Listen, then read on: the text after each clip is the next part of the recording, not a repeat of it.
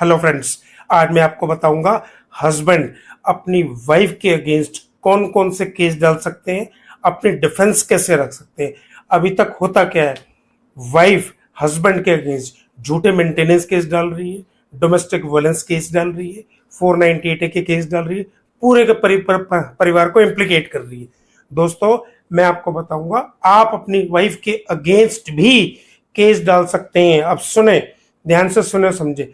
पहले तो मेरी इस वीडियो के माध्यम से आप ये समझ लें, आपने जो, अगर आप गलत नहीं हो, देखो गलत हो तो आप सफर भी होगे, जेल भी जाओगे, आपके साथ प्रॉब्लम भी होगी। अगर आप गलत नहीं हो, मैरिटल ऑब्लिगेशन आपने निभाया है, अपने बच्चे की फीस पे करी है, अपनी वाइफ की रिस्पेक्ट करी है, वो कोई ईगो को लेके आपका कोई इश्यू, कोई ईगो वाली प्रॉब्लम अपने father in law mother in law के साथ है, मोर देन 70% केसेस के अंदर आपके mother in law father in law की ईगो आती है, वो अपनी बेटी को आपके अगेंस्ट कर देते हैं। मोर देन 70% मेरे वकालत के एक्सपीरियंस के अंदर ये अनुभव आता है। बाकी case to case, person to person बहुत सारी चीजें वेरी करते हैं। अब सुने, डोमेस्टिक वायलेंस का केस डाल दे, पैनिक नहीं होना, इमीडिएटली कोर्ट में नहीं जाना। मेंटेनेंस का केस डाले, इमीडिएटली कोर्ट में नहीं जाना। मैं पहले भी बता चुका हूं, फिर आपको बता रहा हूं, कुछ भी आपके अगेंस्ट नहीं होगा, कोई आपको कन्विक्शन नहीं होगी, कोई सजा नहीं होगी, कोई नॉन अवेलेबल वारंट नहीं होगी, मेरी गारंटी है। कुछ भी हो, आप एडवोकेट अनिल कुमार बंसल मुझे पकड़ लेना। अब सुनो, 498 में मैटर पहले काउसेल में जाता है। काउसेल में वो आपको धमकाती है, सारे झूठे एलिगेशन लगाती है, ये हो गया, वो हो गया, ये हो गया, ये हो गया। वो 2 महीने, 4 महीने, 6 महीने, 8 महीने, 10 महीने में इजीली एफआईआर नहीं होती। एफआईआर हो भी, उसमें बहुत सारे झूठे कंटेंट होंगे।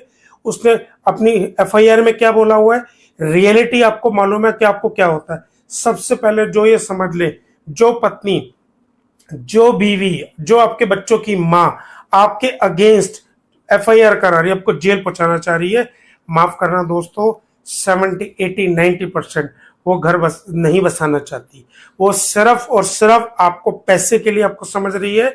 Very sorry to use this word, वो आपको बेइज्जत समझ रही है, बेगैरत समझ रही है। मैं वो उस शब्दों को यूज नहीं करना चाह रहा। वो गुड फॉर नथिंग, आपको कुछ नहीं समझ रही।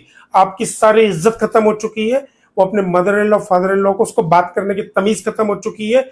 और जो बदतमीज हो जाए लड़की, जो अपनी मर्यादा छोड़ दे, उसको तो जब तक आप नाक को चने ना चपा दो, मैं आपको तरीके बताऊंगा, आप मेरे से बात करना कि वो कैसे जेल जाएगी, कैसे मेंटेनेंस से आप बचोगे। वो अपना एफिडेविट झूठ बोलती है, एफआईआर में झूठ बोलती है, आप उसके अगेंस्ट अपनी मदर से, यानी सास अपनी बहू के अगेंस्ट केस डाल सकती है। होता क्या, छोड़ के चली गई वो बार बार 15 दिन में, महीने में, 2 महीने में आपको धमकाने के लिए घर आती है। आप 100 नंबर पे कॉल करते हो, दिक्कत होती है। आप उसके अगेंस्ट कोर्ट से रिस्ट्रेनिंग ऑर्डर ले सकते हैं। होता क्या, नॉर्मली जो प्रॉपर्टी होती है वो मदर और फादर के नाम होती है। वो बेचारा बेटा डरा होता है, हस्बैंड डरा होता है। अपनी मदर से केस डलवा लो, सिविल सूट डालो कि इसको घर में घुसने की परमिशन नहीं दी जाए। उसको भी बेगैरत करो ना, उसकी भी इज्जत खराब करो जब उसने आपकी इज्जत खराब करी है। वो अपने बॉयफ्रेंड को लेके एडल्ट्री में होती है, एक्स्ट्रा मैरिटल अफेयर निभा रही होती है, आपको धमकाती है, आपके बाप होने के सारे अधिकार खत्म कर देती है, बच्चों से नहीं मिलने देती। मेरे पास बहुत सारे केसेस ऐसे आते हैं, बाप बेचारे पैर पकड़ के रो रहे होते हैं कि सर मेरे को 2 साल हो गए, मेरे को 5 साल हो गए, 10 साल हो गए, मेरे को बच्चे से नहीं मिलने दे रही। क्यों? क्या वो बच्चे का बाप नहीं है? मैरिटल ऑब्लिगेशन बेचारा निभा रहा है, उससे मिलने नहीं देती। क्या एक झूठी ईगो है? मैं बता दूं बहनों, बीवियों, जो आप कर रही हो ना, लॉन्ग टर्म में आपको बहुत लॉस होने वाला है। देखो वो ये पहली डेट पे सोचती कि ये देखो डरेगा, ये घबराएगा। वो आपको कुछ भी नहीं समझती कि बेगैरत आदमी गुड फॉर नथिंग, ये तो मेरे पैरों में झुकेगा। सबसे पहले आपकी हार, अपने माइंडसेट को स्ट्रांग करना है। अपने आत्मसम्मान से बड़ा कुछ नहीं होता। जिस माँ बाप ने आपको पैदा किया, आपने उसकी इज्जत रखनी है। ठीक है, वो अपना घर छोड़ के आई है, अगर वो इज्जतदार है, स्वाभिमानी है, अपने पति को परमेश्वर मानती है, उसको इज्जत देती है, तो आपका भी फर्ज है, आप भी उसे लक्ष्मी मानो, आप भी उसकी इज्जत करो, उसके लिए जान लगा दो। लेकिन अगर वो आपकी इज्जत खराब करने पे आ गई, जो आपने नहीं किया, अनड्यू इन्फ्लुएंस में, अपने मदर फादर के कहने में आपको झूठे केस में फंसा रही है, झूठे एलिगेशन लगा रखी है। सबसे पहले तो मैं आपको बताता हूँ, एफआईआर में वो कहती है शादी में 5 लाख, 10 लाख, 20 लाख, 50 लाख रुपए लगे। 10 लाख रुपए लगे, 80 लाख रुपए लगा दिए कि इन्होंने दहेज मांगा, 40 लाख रुपए मांगे, हमने 80 लाख रुपए दिए, हमने 60 लाख रुपए दिए, हमने गाड़ी दी, हमने जेवर दिए। डाउरी प्रोहिबिशन एक्ट के अंदर सेक्शन 3 और 4 दहेज देना और लेना दोनों अपराध है। आप डाउरी प्रोहिबिशन एक्ट के हिसाब से उस पर मुकदमा दर्ज करा सकते हो। अब 406 क्रिमिनल ब्रीच ऑफ ट्रस्ट होता क्या है, वो लड़की प्री प्लान्ड होती है। आप तो शराफत में चल रहे होते, वो कई महीनों से प्लानिंग कर रही होती है, आपने उसको किसी बात के लिए टोक दिया, आपने उसको रोका, लेकिन वो अब उसको अपनी ईगो पे, उसको तो लिबर्टी चाहिए। अरे भाई लिबर्टी चाहिए तो अमेरिका चले जाओ ना, ये क्लब नहीं है। पहले ये कहा जाया करता था कि बेटी हुई है तो लक्ष्मी हुई है। अरे कहाँ गई वो लक्ष्मी? वो तो आपको जेल पहुंचाने लगी, वो तो ताड़का बन चुकी है, कुंडी बन चुकी है। नहीं चलेगा दोस्तों। हस्बैंड्स, मेरी ये वीडियो, जो भी ये वीडियो देख रहे हैं, अपने मान सम्मान के लिए जीना। मान सम्मान से बड़ी कोई चीज नहीं है।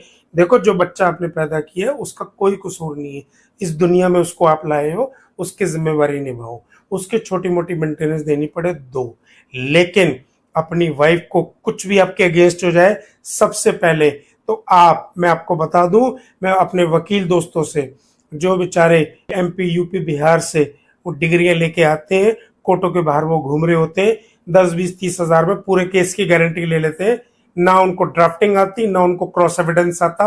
अरे भाई, केस की जो रेलेवेंस है, जो पैरामाउंट कंसिडरेशन है, वकालतनामा लगाना, इंटरिम पे आर्ग्यू करना, क्रॉस एविडेंस बनाना, इनकम एसेट लायबिलिटी का एफिडेविट बनाना, फाइनल आर्गुमेंट करना, बहुत सारे ऐड होते हैं, बहुत सारे खर्चे होते हैं।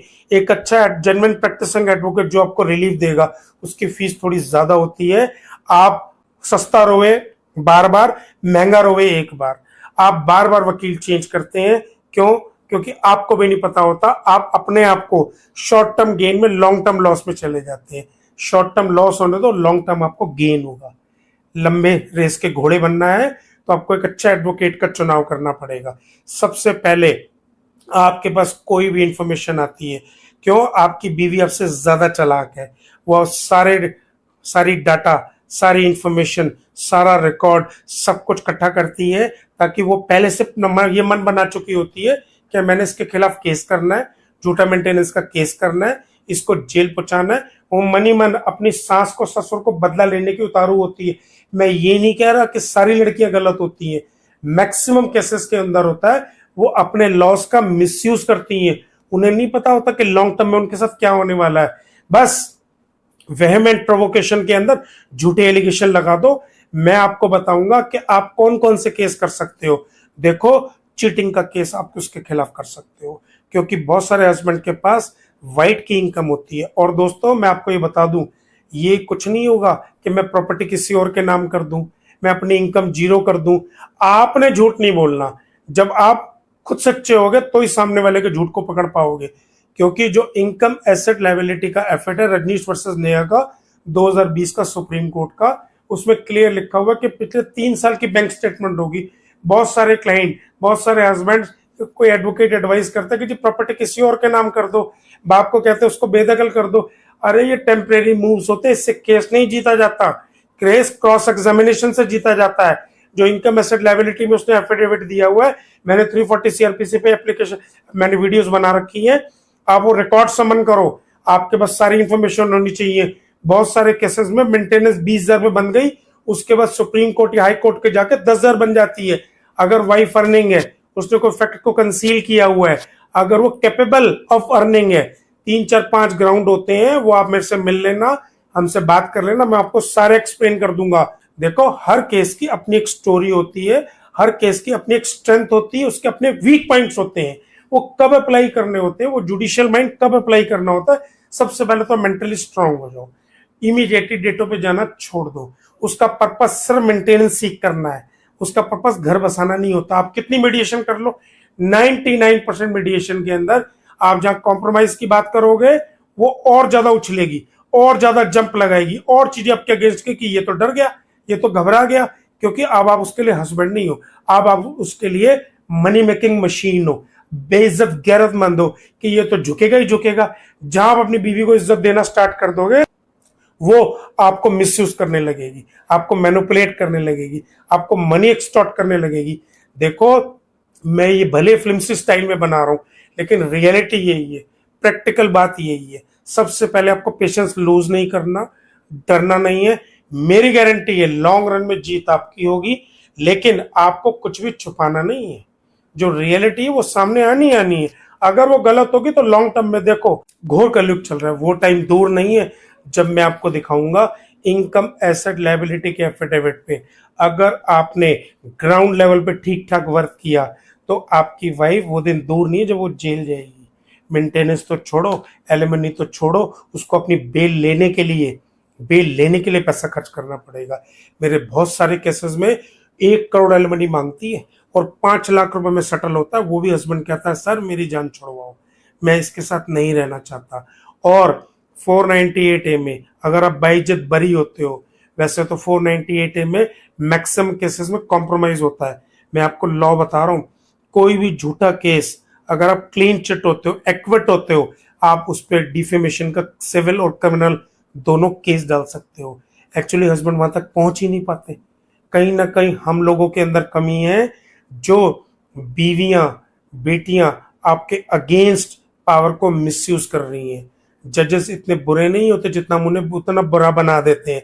सबसे पहले कॉन्फिडेंट होना है कि मैंने इसको, देखो कोर्ट केस हो गया, पैसा भी खर्च होगा, वकीलों के पास भी जाना पड़ेगा, पुलिस में भी जाना पड़ेगा, इज्जत तो नीलाम हो गई है। अब क्यों ना लड़ने सनम, लड़ो, इज्जत से लड़ो, मान सम्मान से लड़ो, लॉ पॉइंट पे लड़ो। मेरी गारंटी है वो भागेगी। आप भागते हो, वो आपके पीछे भागती है।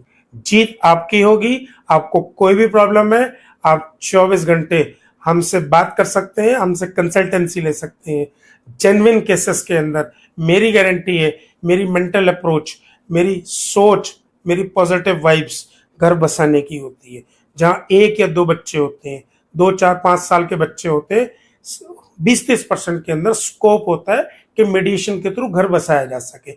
अगर केसेस भी करने हैं, मेडिएशन के थ्रू सेटल कराना होता है, बातचीत करनी होती है, हमेशा बातचीत की गुंजाइश होती है। लेकिन ये चाचा, मामा, ताऊ, माँ, बाप, इनकी ईगो को कौन सेटल करेगा भाई? किस किस की ईगो को संभालेंगे? वाइफ को समझाना बहुत आसान होता है, क्योंकि जब वाइफ केस करती है वो हमेशा दूसरे की राय पे चलती है। या तो उसको माँ चला रही होती है, या उसको बाप चला रहा होता है, या भाई अपने जीजा को धमकी दे रहा होता है, या sorry to use this word, या उसका कोई लवर, उसका कोई इलिसिट रिलेशन, कोई फिजिकल रिलेशनशिप होता है कि मैं कैसे इसको ब्लैकमेल करूं, कैसे मनी एक्सटॉर्ट करूं। तो दोस्तों, डरना नहीं है, घबराना नहीं है, हिम्मत से काम लो, सच्चाई से चलो, कुछ भी मत छुपाओ। कोई प्रॉपर्टी ट्रांसफर करने की जरूरत नहीं है। होता क्या है, आदमी कहता है मैं सेक्शन 9 डाल देता हूं जी। अरे सेक्शन 9 किस स्टेज पे डालना होता है, वो भी बहुत सारे केसेस होते हैं। आपने 498A तो सुना है, 498 नहीं सुना।